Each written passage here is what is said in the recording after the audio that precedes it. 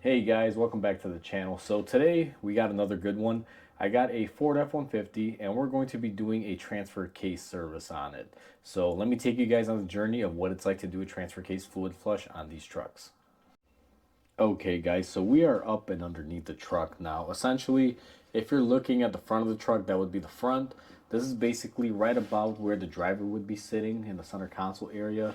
Your transfer case is actually this guy right here. Normally they're bolted up right behind the transmission. So this is our transfer case, and as you guys can see, we have a plate that's in the way. So where we're going to begin is we're going to remove this plate. So let me get this out of the way and I'll show you guys the process.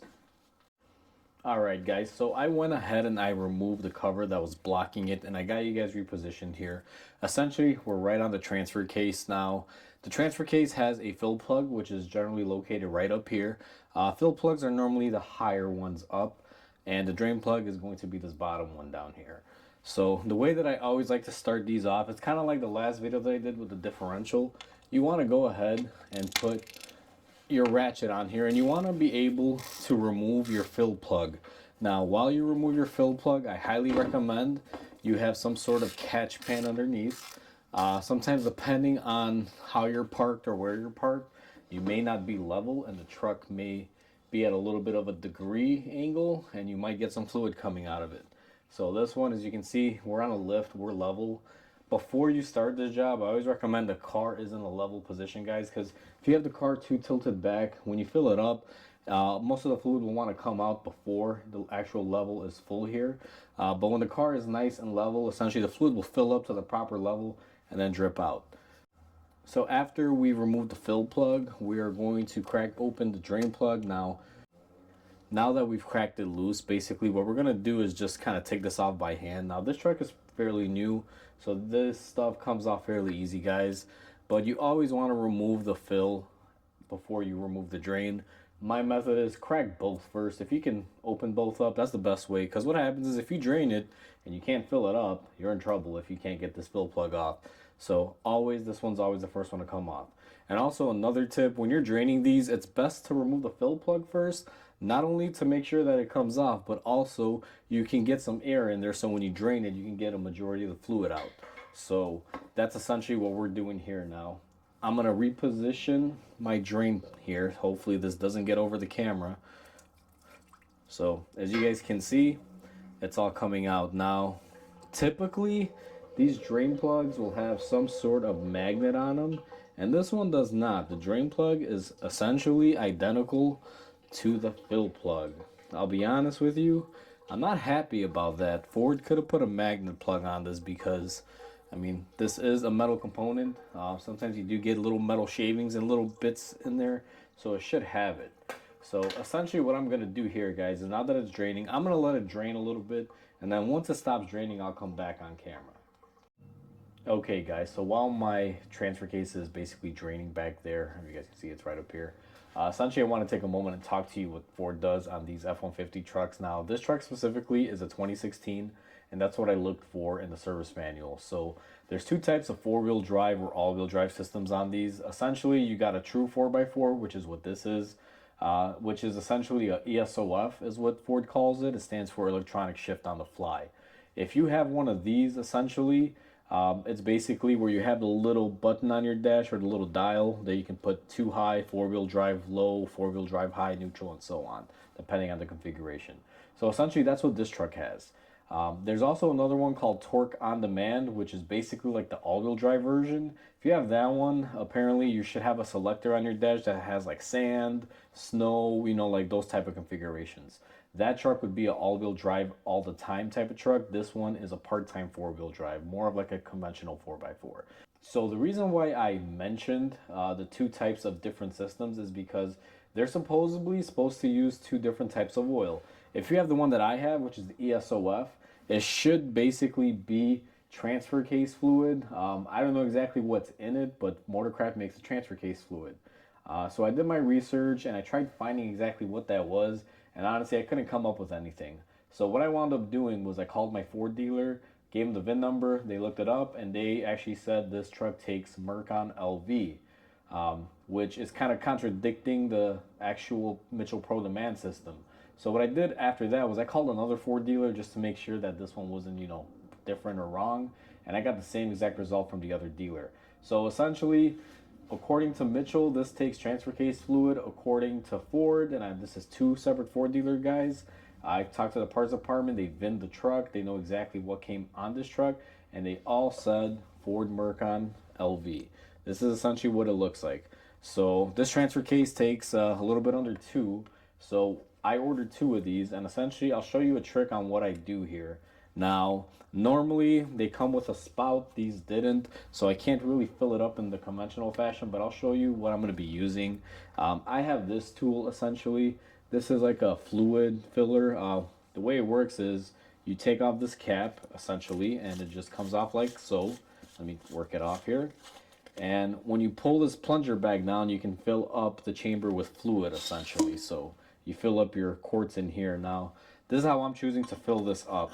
Let me get this guy filled up with 1 quart of the LV, and I'll show you what I do here to kind of flush out the sediment. So that way when you're doing this, you can try to get the maximum amount of dirt out of there. So give me a second, guys. I'll be right back with you. So my transfer case has been draining, guys. And what I'm going to do essentially, before I put my drain plug back in, now I showed you guys I'm going to be using this tool to be filling it up. So I already got this preloaded with the Mercon LV. I'm going to go ahead and insert it into the fill plug while the drain plug is off of it. And I'm just going to squirt just a little bit of fluid in there. Now, some of you might ask why I'm doing this. What I'm doing basically is I'm draining any sediment or anything that was on the bottom here, just floating or sitting, and I'm basically pushing it out. Because what normally happens is you don't get everything out. This, as you guys can see, is a little bit higher than the case. So when I add that extra squirt in there, I basically get anything out that might be left over. So essentially that's why I do this. Now that we have some of that new fluid in there coming out, you guys can see it's pretty much at a steady drip. What I'm going to do is I'm going to take my drain plug that I took out. Now I already went ahead and cleaned this off and wiped it off, guys. But what I'm going to do is I'm going to be putting some sealer on it. I like to use this Loctite stuff. Essentially, what you want to do is get it right here on the threads. It's just a sealer. It helps it from, seeping out over time. The reason why you want to do this essentially is because the fluid in this scenario does tend to sit on this plug, and it has a potential for little drips and seals and leaks. So that's why you want to basically put some sort of sealant at least on the drain plug, because it sits very, very low on here. Essentially the way this transfer case works is all the fluid is usually right about to up here, like right up underneath this fill plug. So there's always going to be fluid down here. The chain will pick up the fluid as it needs it, or the pump will pick it up and splash it. But there's always going to be some fluid here. And the reason why you basically put the thread seal in is to keep that fluid from eventually coming out, because as you can see they are machine surfaces. So what I'm going to do is I'm going to give this a wipe now. I already got my thread sealer put on there. There's nothing you can really do for the oil here, guys. I just wipe it off and try to do it really quick here. Always start it off by hand. I can't stress this enough. I think I make it a point in all my videos. Anytime I put a bolt or anything in, I tell people tighten it up by hand first. You do not want to strip anything. I just tried to tighten it with my ratchet here, as you guys saw, but it's still so loose. There wasn't any resistance on it. So I'm going to go ahead and just plug this up here. Now, I'm sure there's some sort of torque for this. I go by how it feels, guys. So basically, I'm happy with it right there. I've been doing this for years, and I'll tell you this. If you want to torque everything that makes you feel more comfortable, by all means, go ahead. Doing this professionally for years, you get a feel of things. Now, I'm not saying that I can exactly get the torque there perfectly, but I pretty much know when something is tight just by the feel of it. Alright guys, so I went ahead and I got my fluid filler filled up. This thing only holds about 75% of a quart at a time, so I will probably have to stop in between fill-ups here. Now I already got about a quart in here. This is what's left of the second quart.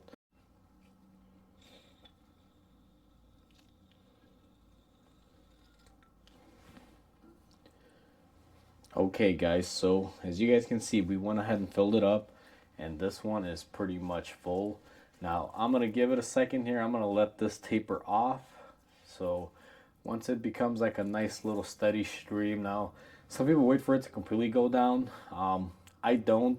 I just wait for a thin stream because my lift is a little bit at an angle the way I had to get this truck up in the air. And then I'm going to go ahead and plug it up. Now this top one, you can choose to put sealer on there if you want. However, I'm not choosing to put any sealer on there. I don't believe it's necessary. So, you know, that's pretty much it for the top one. What I'm going to do next is go ahead and tighten it up. Had to walk to the other side there. I don't know if you guys saw it. I had left my ratchet up there. Now, usually these are square drive, like a 3/8 square drive, and that's exactly what this is. So you just basically take a 3/8 ratchet, put it on there, and basically tightens up. As you guys can see, that's all I'm using. You don't really need a socket or anything. Now, sometimes they're Torx. Those are pretty fun when you get them. They just seem to never want to come off, or to be able to put your actual tool in there. So once you're tightened up on this, what I like to do is I take some sort of axle grease and I like to plug up these holes, mainly because it'll keep corrosion from getting in there. So I essentially got my grease gun here, guys, and this is what I do. You basically just pump a little bit of grease in the middle there, and same thing on this one, just put some grease in them. And essentially what this is supposed to do is, one, it keeps moisture from getting inside the plug, and it won't cause the inside of this plug to be rotted up and round out, or, you know, let's say rust up to the point where you can't get anything in there. So if you ever have to do the service later on, you basically just take off the grease and essentially you're good to go. You should be able to get your ratchet in there. And once you're finished with your job, guys, I always like to say, don't be sloppy.